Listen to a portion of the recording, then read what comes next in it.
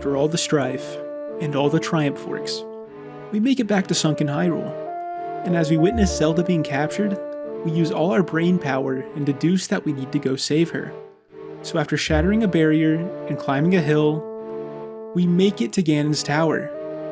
This final dungeon is extravagant, elegant, and I'm gonna tell you what you couldn't have missed one last time. The bottom floor of Ganon's tower requires us to revisit multiple rooms that mirror dungeons we have faced so far, the first of which is Dragon Roost Cavern. This room for many players is very confusing. Many believe that you need the water jugs at the front of the room to complete this puzzle by creating obsidian. However, right when the player realizes you can utilize ice arrows to the same effect, the solution becomes a lot more clear, though this leaves a question.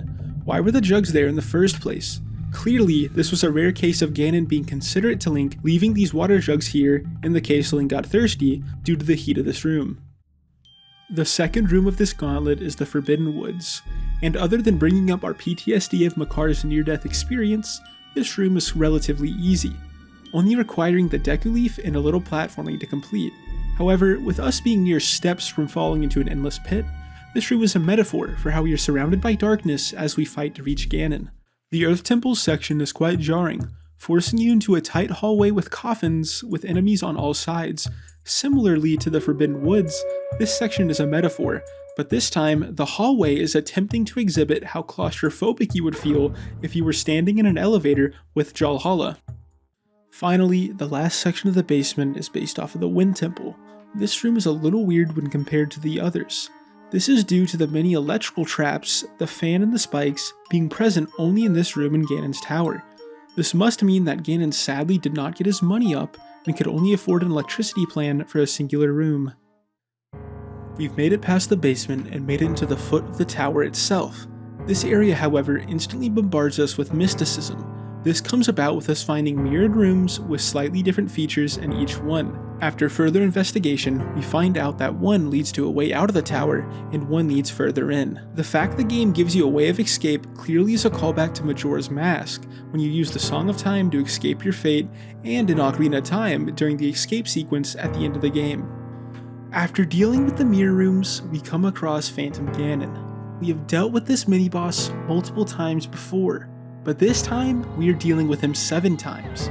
These fights throughout the game have always felt as though they were missing something. Every fight with Phantom Ganon ends the exact same, with a single death sound. This fact has left many sad and depressed. However, after doing some digging, here for the first time, hear the unused Phantom Ganon death lines.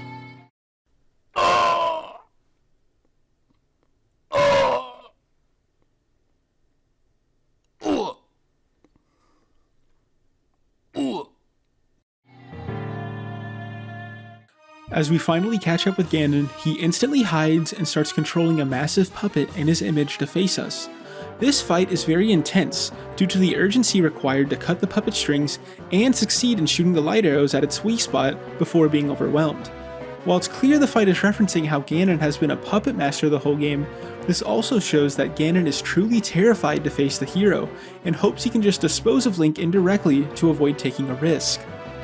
After disposing of all of Ganon's devices and foiling his plan, Ganon now has nothing left to lose. He makes his decision and wants to change his fate by killing the hero instead of becoming another statistic to add to the Ganon death count. This fight is very one-sided in Ganon's favor, and I think if Link did not have Zelda by his side, Ganon's pure physical prowess would definitely leave Link outclassed. Even with the light arrows, Ganon learns how to avoid them with ease.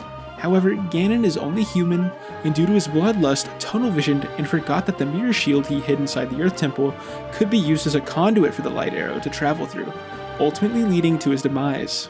And while that's a good theory, clearly he lost due to still suffering from injuries from when Valoo burnt him to a crisp. And that is the end of what you couldn't have missed in the Wind Waker HD. If you enjoyed, you know what to do.